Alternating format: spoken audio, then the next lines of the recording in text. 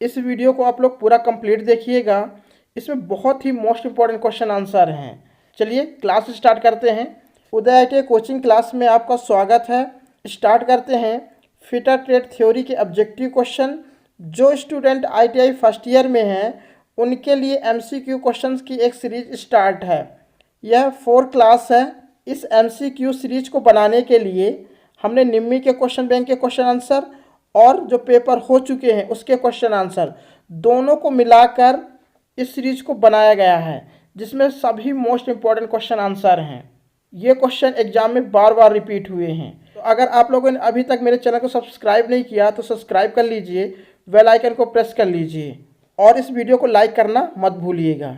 चलिए देखते हैं कि आज की इस वीडियो में फर्स्ट क्वेश्चन कौन सा है। क्वेश्चन नंबर 45, कौन सा मार्किंग मीडिया जहरीला है? तो ऑप्शन में क्या दिया हुआ है? White wash. तो वाइट वॉश में क्या होता है? इसमें साधारण ब्लैक बोर्ड की चौक को पानी में भिगोकर जॉब की सतह पर हम क्या करते हैं? लेप कर देते हैं। जब ये लेप जॉब की सतह पर सूख जाता है, सूखने के बाद जॉब की सतह पर मार्किंग की जाती है। वाइट वॉश का प्रयोग रफ फोर्जिंग और कास्टिंग की गई सतहों पर मार्किंग करने के लिए किया जाता है। प्रेसियन ब्लू, प्रेसियन ब्लू का प्रयोग मशीनिंग की गई सतहों पर किया जाता है। इस मार्किंग मीडिया को सूखने में अधिक समय लगता है। कॉपर सल्फेट, कॉपर सल्फेट को बोलते हैं नीला थोथा। नीला थोथा में पानी मिलाकर एक घोल तैयार कर लिया जाता है। इस घोल को अधिक क्रियाशील बनाने के लिए इसमें कुछ बूंदें नाइट्रिक एसिड मिला दिया जाता है। जब इस घोल को धातु की सतह पर लगाते हैं तो धातु की सतह को कॉपर रंग में बदल देता है। कॉपर सल्फेट का प्रयोग मशीनिंग की गई सतहों पर मार्किंग करने के लिए किया जाता है। यह घोल जहरीला होता है, इसलिए इसका सी आंसर सही है, कॉपर सल्फेट। सेलुलोज लेकर, तो यह मार्किंग मीडिया बहुत जल्दी सूख जाता है। चलिए नेक्स्ट क्वेश्चन देखते हैं। क्वेश्चन नंबर 46, कौन सी मार्किंग मीडिया मशीन से तैयार सतहों पर स्पष्ट रेखा प्रदान करती है? ऑप्शन में क्या दिया हुआ है? White wash. तो वाइट वॉश का प्रयोग कास्टिंग या फोर्जिंग की गई सतहों पर मार्किंग करने के लिए किया जाता है। प्रेसियन ब्लू, प्रेसियन ब्लू का प्रयोग मशीनिंग की गई सतहों पर मार्किंग करने के लिए किया जाता है। प्रेसियन ब्लू को जब जॉब की सतह पर लगाते हैं तो जॉब की पूरी सतह पर बहुत बारीक परत पर जॉब की सतह पर फैलता है। जब जॉब की सतह पर हम जब मार्किंग करते हैं तो मार्किंग की हुई लाइन बहुत स्पष्ट और एक्यूरेट दिखाई देती है। प्रेसियन ब्लू को सूखने में बहुत अधिक समय लगता है, यह इसका सबसे बड़ा नुकसान है। कॉपर सल्फेट, यह मार्किंग मीडिया जहरीला होता है। सेलुलोज लेकर, यह मार्किंग मीडिया बहुत जल्दी सूख जाता है। इसका आंसर क्या है? इसका बी आंसर सही है, प्रेसियन ब्लू। प्रेसियन ब्लू का प्रयोग मशीनिंग की गई जो सतह होती है उस पर लगाकर जब हम मार्किंग करते हैं तो मार्किंग की गई जो लाइन होती है वह लाइन बहुत स्पष्ट और एक्यूरेट होती है, इसलिए इसका बी आंसर सही है। चलिए नेक्स्ट क्वेश्चन देखते हैं। क्वेश्चन नंबर 47, कौन सी मार्किंग मीडिया को रफ फोर्जिंग और कास्टिंग पर लगाया जाता है? तो ऑप्शन में क्या दिया हुआ है? White wash. तो वाइट वॉश यह चूने का साधारण ब्लैक बोर्ड का चौक होता है जिसे पानी में भिगोकर जॉब की सतह पर लेप कर दिया जाता है। जब यह लेप सूख जाता है तो जॉब की सतह पर मार्किंग की जाती है। वाइट वॉश का प्रयोग कास्टिंग और फोर्जिंग की गई सतहों पर मार्किंग करने के लिए किया जाता है। इसका ए आंसर सही है, वाइट वॉश। रफ फोर्जिंग और कास्टिंग के जो जॉब होते हैं उस पर वाइट वॉश की मार्किंग मीडिया लगाकर मार्किंग की जाती है, तो इसका ए आंसर सही है। चलिए नेक्स्ट क्वेश्चन देखते हैं। क्वेश्चन नंबर 48, इनमें से कौन सा मार्किंग मीडिया सूखने में अधिक समय लेता है? ऑप्शन में क्या दिया हुआ है? Chalk powder, Prussian blue.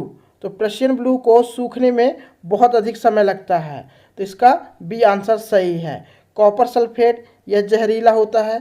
Cellulose लेकर, इस मार्किंग मीडिया को सूखने में बहुत कम समय लगता है। यह बाज़ारों में कई रंगों में मिलता है। इसका प्रयोग जॉब की फिनिशिंग की गई सतहों पर लगाकर मार्किंग करने के लिए किया जाता है। जिससे मार्किंग की गई रेखाएं स्पष्ट रूप से दिखाई देती हैं। अगर क्वेश्चन में क्या पूछ रहा है कि मार्किंग मीडिया को सूखने में अधिक समय लगता है, तो आप प्रेशियन ब्लू पर टिक करेंगे। अगर यही क्वेश्चन घुमाकर पूछ लेता है कि ऐसा कौन सा मार्किंग मीडिया है जो जल्दी सूख जाता है, तो आप सेलुलोज लैकर पर टिक करेंगे। तो इसका बी आंसर सही है, प्रेशियन ब्लू। चलिए नेक्स्ट क्वेश्चन देखते हैं। क्वेश्चन नंबर 49, इस कोणीय मापक यंत्र का नाम बताइए। क्वेश्चन क्या पूछ रहा है कि ये जो फिगर में दिया हुआ है इसका नाम क्या है। तो इसको बोलते हैं यूनिवर्सल बेवल गेज। तो इसका सी आंसर सही है। यूनिवर्सल बेवल गेज अप्रत्यक्ष मापी यंत्र है। इसका प्रयोग अधिक अनियमित सतहों के कोणों को मापने के लिए किया जाता है। तो इसका सी आंसर सही है। चलिए नेक्स्ट क्वेश्चन देखते हैं। क्वेश्चन नंबर 50, इस गेज का नाम क्या है। इस गेज का नाम पूछ रहा है। तो इस गेज को बोलते हैं बेवल गेज। बेवल गेज एक अप्रत्यक्ष कोणीय मापी यंत्र है। बेवल गेज से किसी जॉब की कोण को मापा जाता है, फिर माप लेने के बाद प्रोडक्टर से चेक किया जाता है। तो इस गेज का नाम क्या है, बेवल गेज। तो इसका ए आंसर सही है। चलिए नेक्स्ट क्वेश्चन देखते हैं। क्वेश्चन नंबर 51, पुनः तेज किए हुए डिवाइडर बिंदु को फिनिश करने के लिए किसका उपयोग किया जाता है। तो क्वेश्चन को ध्यान से समझिएगा। डिवाइडर का जब पॉइंट खराब हो जाता है या घिस जाता है, तो डिवाइडर के पॉइंट को पुनः ग्राइंड करके तेज धारा वाला बना लिया जाता है। फिर डिवाइडर के पॉइंट को ऑयल स्टोन के पत्थर पर घिस घिस करके डिवाइडर के पॉइंट को फिनिश किया जाता है। इसका डी आंसर सही है, ऑयल स्टोन। ऑयल स्टोन पर डिवाइडर के पॉइंट को फिनिश करने के लिए हम ऑयल स्टोन का उपयोग करते हैं। चलिए नेक्स्ट क्वेश्चन देखते हैं। दोनों क्वेश्चन सेम है, 51 और 52। 52 वाले क्वेश्चन को 2024 में किस टाइप से घुमाकर पूछा हुआ है ये समझते हैं। क्वेश्चन नंबर 51 में क्या पूछा हुआ है कि पुनः तेज किए हुए डिवाइडर बिंदु को फिनिश करने के लिए किसका उपयोग किया जाता है। और यही 52 नंबर के क्वेश्चन में क्या पूछा हुआ है, इसी क्वेश्चन को कैसे घुमाकर पूछा हुआ है कि किस हाथ के औजार का उपयोग, मतलब हैंड टूल्स का उपयोग पुनः तीक्ष्ण किए गए, तीक्ष्ण को क्या बोलते हैं, तेज। तो पुनः तेज किए गए डिवाइडर बिंदु को समाप्त करने के लिए, मतलब समाप्त क्या बोलेंगे, फिनिश करने के लिए किया जाता है। तो इसका आंसर क्या है, ऑयल स्टोन। तो इसका ए आंसर सही है। तो इस टाइप से एग्जाम में क्वेश्चन घुमाकर पूछ लेता है। चलिए नेक्स्ट क्वेश्चन देखते हैं। क्वेश्चन नंबर 53, एक्स के रूप में चिन्हित भाग का नाम बताइए।